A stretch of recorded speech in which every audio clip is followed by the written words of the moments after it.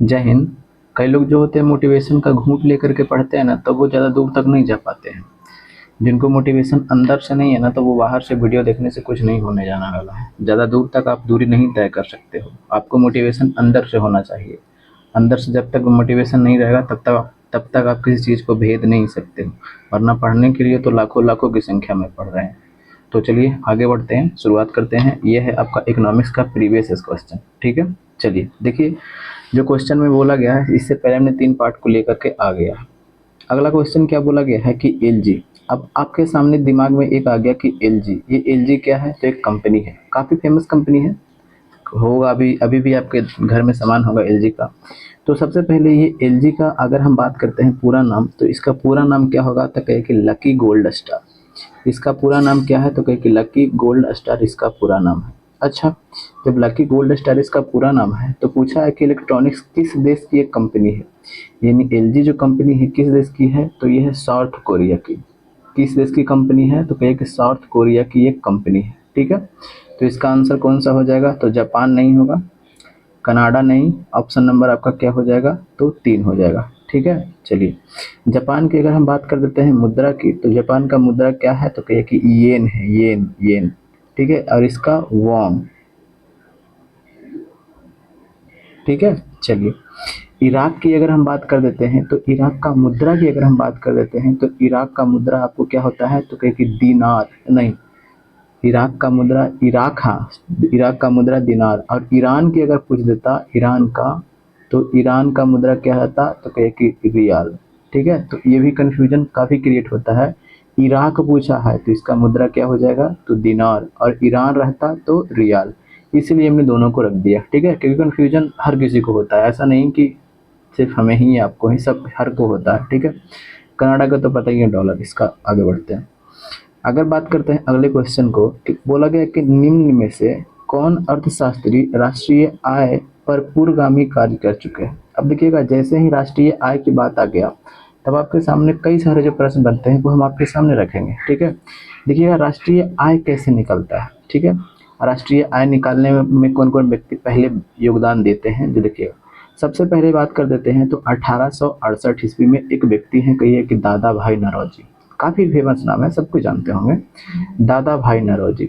अब ये दादा भाई नौरोजी जो थे, सबसे पहले क्या करते हैं कि इंडिया में सबसे पहले आपका पीसीआई निकलते हैं। अब ये दिमाग में आएगा लोचा कि भाई यार पीसीआई क्या होता है? तो पीसीआई होता है per capita income.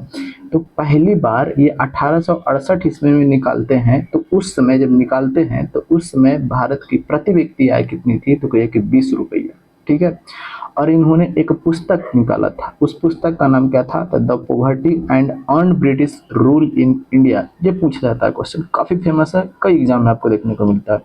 The poverty and earn British rule in India, rule in India, ये इनके द्वारा लिखा गया एक पुस्तक है, the poverty and un British rule in India. अच्छा, सिर्फ ये प्रयास किया, इसके बाद कोई और व्यक्ति थे? हाँ बिल्कुल थे। 1911 ईस्वी की बात कर देते हैं। तो 1911 ईस्वी में एक व्यक्ति थे, कौन थे? तो कहे कि एफ सिर्रास। अब ये एफ सिर्रास ने भी क्या किया कि भारत की प्रति व्यक्ति आय निकालने का प्रयास किया। जब उस समय प्रयास किया, तो उस समय प्रयास में इनको कितना रुपया मिला? तो मतलब कितना रुपया था प्रत्येक व्यक्ति का?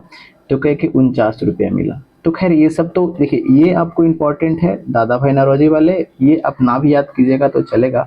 लेकिन जैसे ही हमारा भारत देश आज़ाद होता है, तब तो उस समय तो प्रति व्यक्ति है, तो हमको पता होना चाहिए।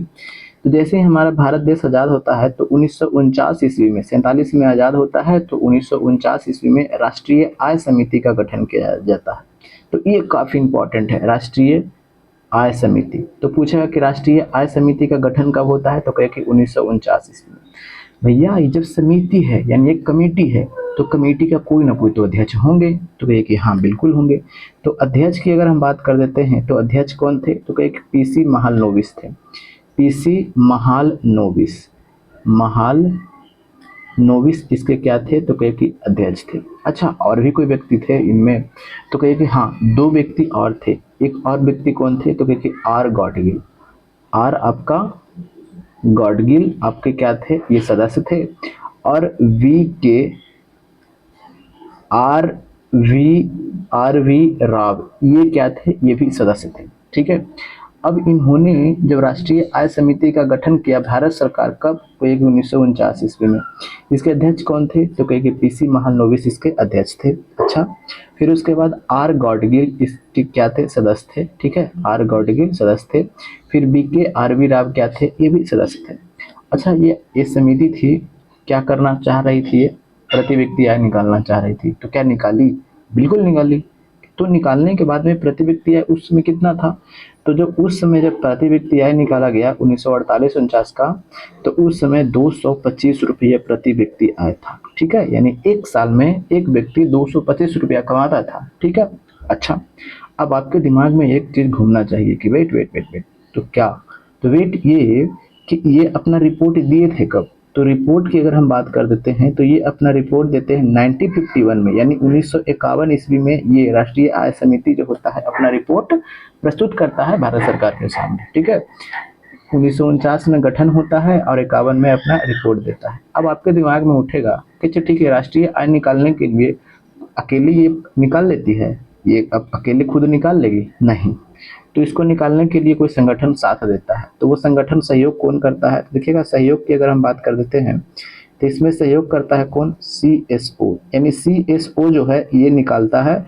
और इसका सहयोग कौन करता है, तो कहती NSSO। ठीक है, ये निकालता है राष्ट्रीय आय और इसका क्या कर देता है, ये सहयोग करता है कौन, तो NSSO। ठीक है, अब ये सेंट्रल स्टैटिस्टिक्स ऑफिस, इसका होता है केंद्रीय सांख्यिकी संगठन।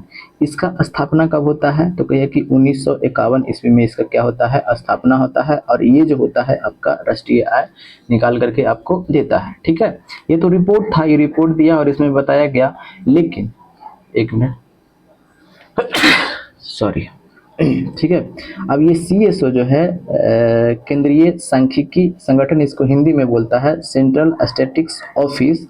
ये इसका स्थापना कब होता है, 1951 ईस्वी में। इसका काम क्या था, राष्ट्रीय आय का आकलन करना। ठीक है, इसका काम क्या था, इसीलिए इसको स्थापना किया गया था राष्ट्रीय आय का आकलन के लिए। तो ये अकेले काम करेगा जी, नहीं, इसको काम में सहयोग कौन कर देता है, नेशनल सिंपल सर्वे ऑफिस, राष्ट्रीय प्रतिदर्श सर्वेक्षण कार्यालय। ठीक है, एक बार फिर से, तो नेशनल सिंपल सर्वे ऑफिस, राष्ट्रीय प्रतिदर्श सर्वेक्षण कार्यालय, इसका क्या करता है, सहयोग करता है। ठीक है, कोई दिक्कत तो नहीं है। तो इसको आपको ध्यान में रखना है कि CSO का स्थापना कब होता है, तो देखिए 1951 में। अच्छा, ये तो हो गया। लेकिन हमारे विश्व गुरु आते हैं, पता ही है हमारे विश्व गुरु कौन है, वो 2019 में क्या कर देते हैं, ये CSO जो है ना, सेंट्रल स्टैटिस्टिक्स ऑफिस, और NSSO है, NSSO, ये दोनों को मर्ज कर देते हैं, मिला देते हैं।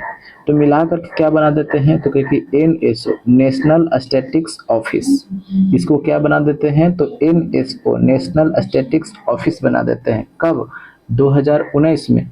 अब यही आपको राष्ट्रीय आय जो होता है यही निकाल करके हमारे भारत देश को देता है, कौन, NSO देता है। समझ में आ गया ना। अब आपके दिमाग में एक चीज होना चाहिए, एक क्वेश्चन इस तरीके से भी पूछा जाता है कि ये NSO का जो गठन हुआ, यानी दोनों को मिलाया गया, तो कोई ना कोई तो समिति की सिफारिश पर, बिना अर्थशास्त्री के तो कहे हुए तो मिलाया नहीं गया होगा। तो कहे कि हाँ, एक कमेटी थी, उस कमेटी का नाम क्या था, तो कहे कि रंग राजन समिति। अब ये रंग राजन समिति के सिफारिश पर क्या होता है, इन दोनों को मिला दिया जाता है। ठीक है, कोई दिक्कत तो नहीं है। तो इतने सारे क्वेश्चन आपको देखने को मिलता है दोस्त। ठीक है, अच्छा, अब हम क्वेश्चन पर चलते हैं। डायरेक्ट क्वेश्चन को हम टिक लगा देंगे ना, तो आपको भी खुश रहेगा कि अरे वाह, मजा आ गया। बट हकीकत चीज़ ये है, इस तरीके से आपको पढ़ना चाहिए। ठीक है, वरना पढ़ने वाले तो लोग कई सालों से भी पढ़ रहे हैं। चलिए देखिए, क्या बोला गया है कि निम्न में से कौन अर्थशास्त्री राष्ट्रीय आय, ठीक है, पर पूर्वगामी यानी पहले काम कर चुके हैं। तो देखिएगा, हमने इतने सारे को बता दिया राष्ट्रीय आय के बारे में, जो जो था बता दिया। दादा भाई नौरोजी के बारे में बता दिया, FC रास के बारे में भी बताया। फिर उसके बाद में यहाँ पे भी देखिए PC महालनोबिस के बारे में भी बताया, गॉडगिल के बारे में भी बताया, BK आरवी राव के भी बारे में बताया। ठीक है, इतना सारे व्यक्ति हमने बताया। अब देखते हैं, भगवती नहीं, ये जगदीश भगवती नहीं थे, खत्म कर दिए। जेल सेठ नहीं है, अमर्त्य सेन है लेकिन ये बाद में आते हैं। वीके आरवी राव, बिल्कुल अभी हमने देखा वीके आरवी राव राष्ट्रीय आय समिति के ये सदस्य ही थे भाई, ये तो सदस्य ही थे वीके आरवी राव, देख रहे हैं ना वीके आरवी राव।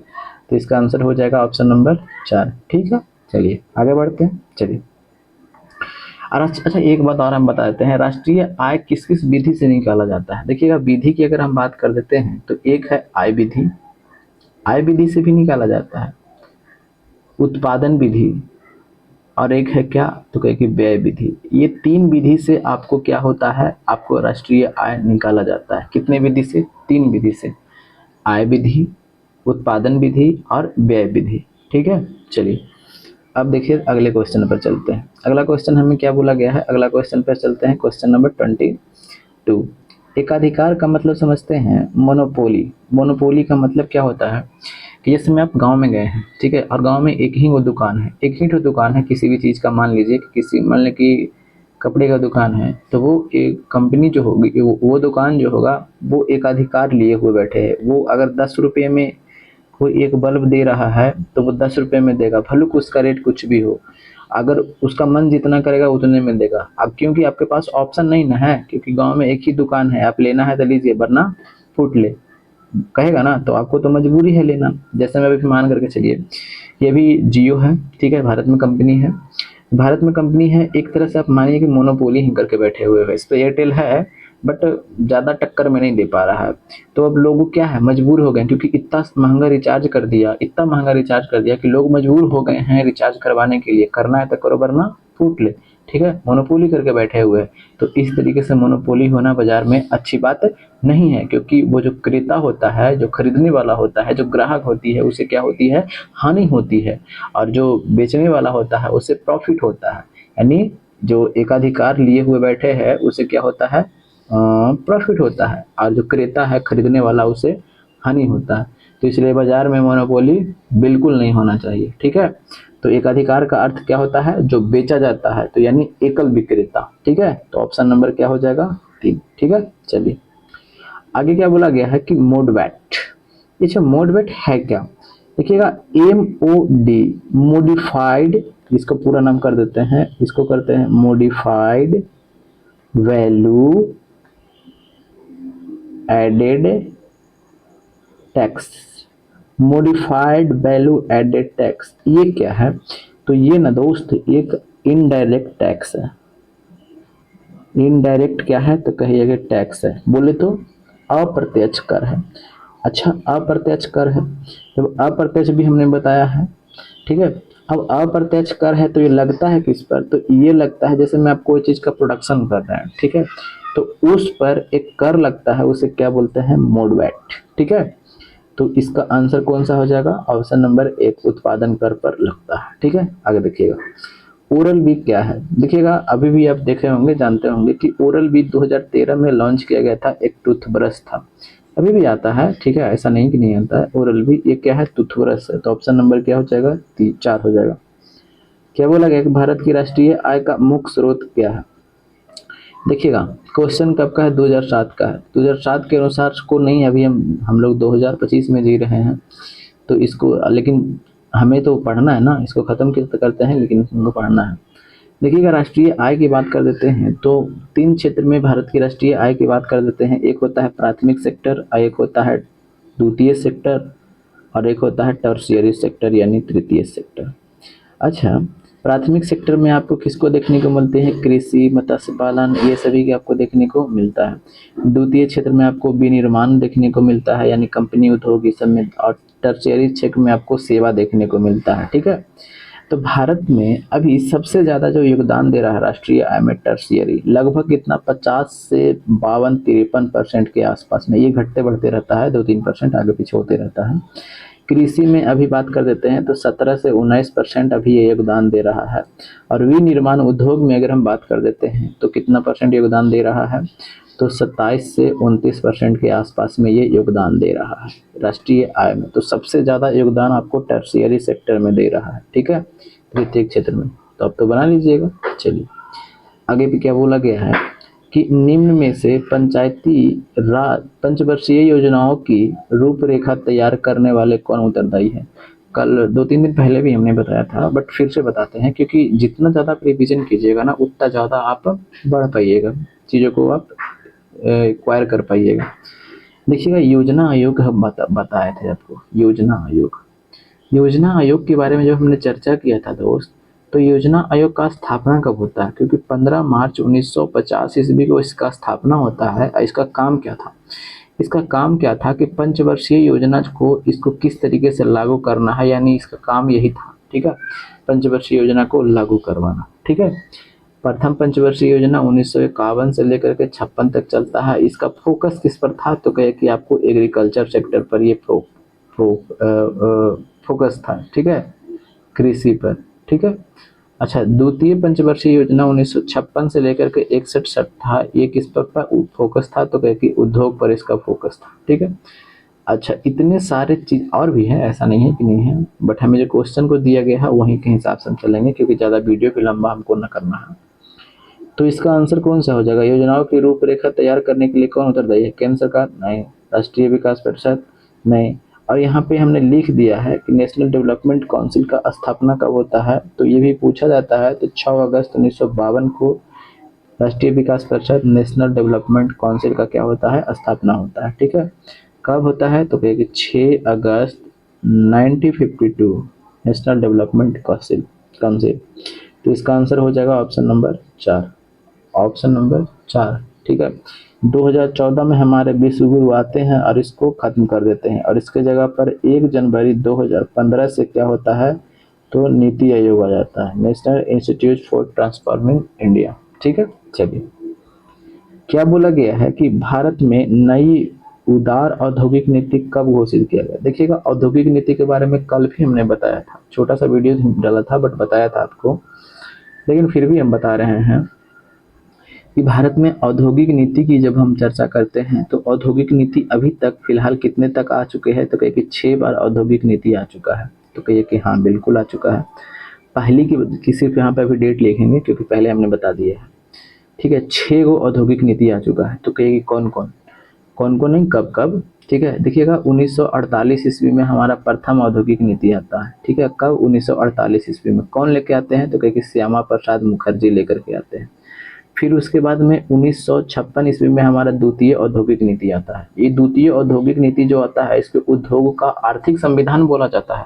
ध्यान रखिएगा, पूछ दिया जाएगा कि उद्योगों का आर्थिक संविधान कौन से औद्योगिक नीति को कहा जाता है, तो ये द्वितीय औद्योगिक नीति जो है, ये 1956 में जो आता है, उसे भारतीय इस क्या बोले उद्योगों का आर्थिक संविधान कहा जाता है। ठीक है, इसको 4 श्रेणियों में बांटा और इसको 3 श्रेणियों में बांटा था। तृतीय औद्योगिक नीति 1977 में आता है, मोरारजी देसाई उस समय गवर्नमेंट थी। ठीक है, और इसने लघु उद्योग पर पूरा फोकस किया।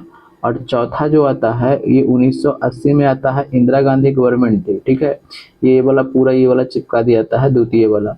और चौथा ये 1 2 3 4 4 हो गया ना। पांचवा जो आता है 1990 में आता है, कुछ खासा काम नहीं था। और छठा जो सबसे इम्पोर्टेंट है, 1991 में आता है, नई औद्योगिक नीति जिसको बोलते हैं। इसमें आपको 3 चीज सबसे ज्यादा इम्पोर्टेंट है, लिबरलाइजेशन, प्राइवेटाइजेशन और ग्लोबलाइजेशन। लिबरलाइजेशन मतलब कि लाइसेंस, जो पहले की हर चीज के लिए आपको लाइसेंस लगता था, वो को खत्म कर दिया गया। प्राइवेटाइजेशन मतलब प्राइवेट सेक्टर को अधिक महत्व दिया गया। ठीक है, और ग्लोबलाइजेशन मतलब कि हमारे जो अर्थव्यवस्था है, भारतीय अर्थव्यवस्था को वैश्विक स्तर से क्या कर दिया गया, ग्लोबल लेवल पर जोड़ दिया गया।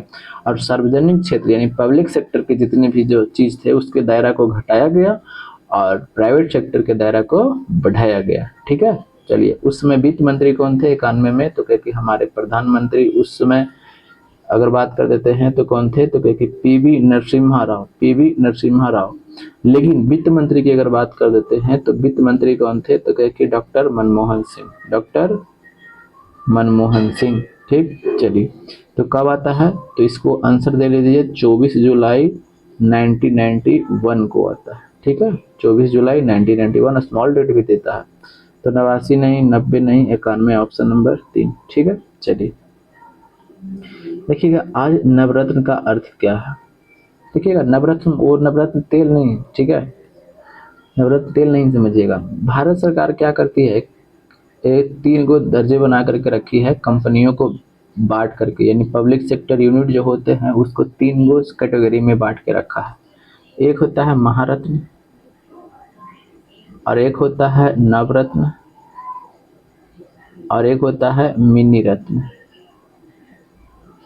ऐसे तो जब आप बीपीएससी की तैयारी करिएगा मेंस की, तो यहाँ पे आपको इस सब के बारे में डिटेल्स पढ़ना है, बट यहाँ पे आपको डिटेल्स की जरूरत नहीं है। देखिएगा, महारत्न जो वो बनेगा जो पहले से नवरत्न हो, और नवरत्न वो बनेगा जो पहले से मिनी रत्न हो। ठीक है, महारत्न वो बनेगा जो पहले से क्या हो, नवरत्न हो, और नवरत्न वो बनेगा जो पहले से मिनी रत्न हो। जो 3 सालों में महारत्न कंपनियां का दर्जा किसे दिया जाता है बता देते हैं थोड़ा सा। लगभग 3 वर्षों में 25,000 करोड़ का टर्नओवर कर चुका है। कोई कंपनी है, मान करके चलिए private company, public sector unit company है, 25,000 करोड़ का टर्नओवर कर चुकी है और प्रॉफिट इसका 5,000 करोड़ है, तब समझिए कि इसको महारत्न, भारत सरकार इसको महारत्न के कैटेगरी में रखती है। ठीक है, यही ज़्यादा पूछा जाता है। ठीक है, अगर हम बात कर लेते हैं कि महारत्न की संख्या अभी कितनी है, तो क्या कि 14 गो महारत्न कंपनियां हमारे देश में है। नवरत्न की बात कर देते हैं तो 26 गो नवरत्न कंपनियां हमारे देश में हैं। और मिनी रत्न की जब हम बात करते हैं तो मिनी रत्न हमारे देश में कितने हैं, 59 गो। ठीक है, चलिए, तो यही पूछा जाता है। तो हम ऑप्शन पर चलते हैं। यहाँ से तो इतना तक तो आपका क्वेश्चन तो बन जाना चाहिए। देखिएगा, वह 9 जड़ी बूटी, जो नहीं पढ़ेगा तो वो जड़ी बूटी मारिए देगा। ठीक है, आप पहले ऑप्शन में दिया है। अब देखिएगा, 9 सार्वजनिक क्षेत्र की कंपनी, अभी हमने बताया कि public sector unit, but option पर हम देखते हैं केंद्रीय लोक उद्यम विभाग द्वारा कंपनियों को दिया गया दर्जा।